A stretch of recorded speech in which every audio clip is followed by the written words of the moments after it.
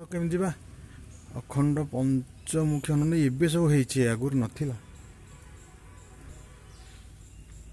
ମନ୍ଦିର ବି ବହୁତ ବଢ଼ିଆ। ଆଜିକାଲି ଏଇଭଳିଆ କାରିଗର ବି କାହାନ୍ତି କଲା ବାଲା।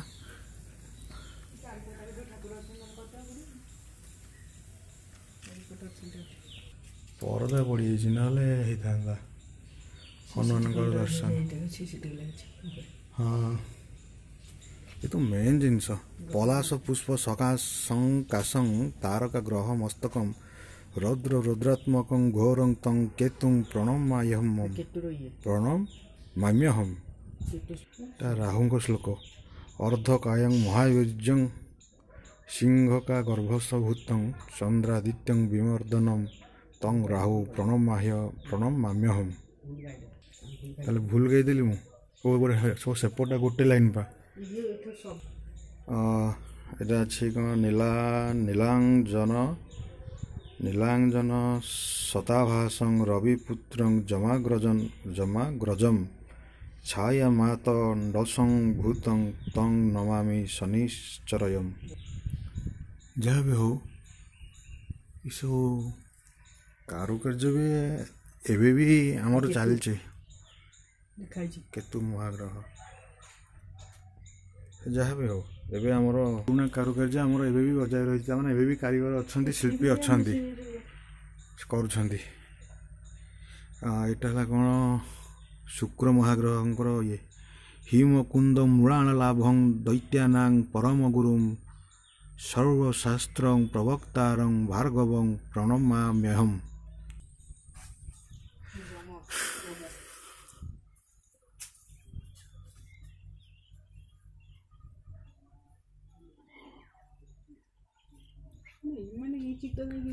এইটা କ'ଣ ଗୁରୁ, ମାନେ ଦେବାନାଞ୍ଚ ଋଷୀଣାଞ୍ଚ ଗୁରୁଂ କାଞ୍ଚନଂ ସନ୍ନିଭଂ ବୁଦ୍ଧିଭୂତଂ ତ୍ରିଲୋକେଶଂ ତଂ ନମାମି ବୃହସ୍ପତି। ଓ ଏଠି ବୁଦ୍ଧ ଗ୍ରହଙ୍କର ପ୍ରିୟଙ୍ଗୁ କଲିକା ଶ୍ୟାମଂ ରୂପେଣ ପ୍ରତିମ ବୁଧଂ ସୌମ୍ୟଂ ସୌମ୍ୟ ଗୁଣପେତଂ ତଂ ବୁଦ୍ଧଂ ପ୍ରଣମାମ୍ୟହମ୍।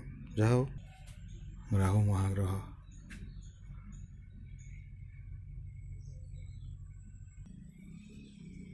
ମଙ୍ଗଳ ଗ୍ରହମ୍ ଧରଣୀ ଗର୍ଭ ସମ୍ଭୂତଂ ବିଦ୍ୟୁକ୍ତାନ୍ତି ସମପ୍ରଭଂ କୁମାରଂ ଶକ୍ତି ହସ୍ତତଂ ମଙ୍ଗଲଂ ପ୍ରଣମାମ୍ୟହମ୍।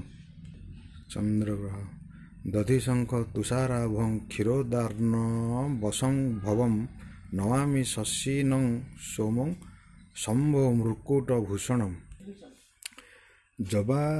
ଜବାକୁସୁମସଂ କାଶଂ କାଶ୍ୟପେୟଂ ମହାଦ୍ୟୁତିଂ ତମୋରିଂ ସର୍ପପାପଘ୍ନଂ ପ୍ରଣତୋସ୍ମି ଦିବାକରମ୍।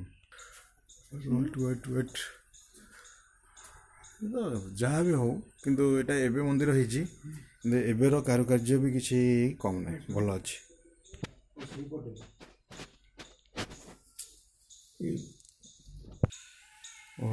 ଶନିଙ୍କ ମନ୍ଦିର ତ, ତେଣୁ ଆମେ ଆଗ କରିଦେଇଛେ ଇଏ ତକ ଗ୍ରହ ନବଗ୍ରହଙ୍କର କରିଦେଇଛେ।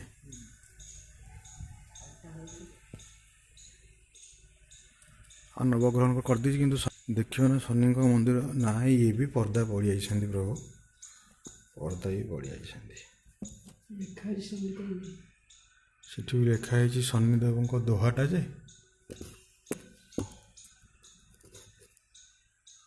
ଆମେ କେମିତି ସେଇଟା କରିବା। ମନ୍ଦିର ମାନଙ୍କରେ ଏଇ ଯେଉଁ ପ୍ରକାରର ଯେଉଁ ସବୁ ଦୃଶ୍ୟ ବର୍ତ୍ତମାନ କରାହେଇଛି ମୂର୍ତ୍ତି, ଲୋକଙ୍କର ମନ୍ଦିର ଉପରୁ ଦୃଷ୍ଟିଟାକୁ, ଯେଉଁ କୁଦୃଷ୍ଟିଟାକୁ ଡାଇଭର୍ଟ କରିବା ପାଇଁ ମନ୍ଦିରରେ ଏଇସବୁ ପ୍ରକାର କାରୁକାର୍ଯ୍ୟ କରାଯାଇଥାଏ। ଯାହାଫଳରେ କି ଲୋକଙ୍କର ଦୃଷ୍ଟି ଯେମିତି ମନ୍ଦିରର ଯେଉଁ ସୁନ୍ଦରତା ଉପରେ ପଡ଼ିବନି, ଆଉ ସେ ଖରାପ ଦୃଶ୍ୟ ମାନଙ୍କରେ ପଡ଼ିକି ତାଙ୍କ ମନଟା ଡାଇଭର୍ଟ ହେବ।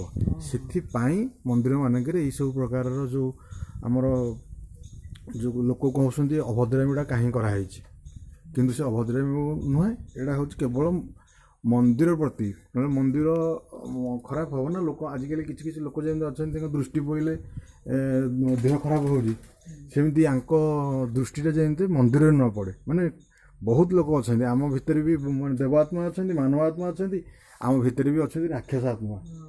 ତେଣୁ ଦେବ ମାନବ ସମସ୍ତେ ଚଳିଯିବ, କିନ୍ତୁ ରାକ୍ଷସ ଆତ୍ମା ଯିଏ, ତାର ନଜର ପଡ଼ିଲେ କ'ଣ ହେବ? ମନ୍ଦିର ବି ଭାଙ୍ଗିଯିବ। ଦେବତା ଯେଉଁଠି ରାକ୍ଷସଙ୍କ ଉପରକୁ ଅଟି ନାହାନ୍ତି ମନ୍ଦିର ବଞ୍ଚିଯିବ।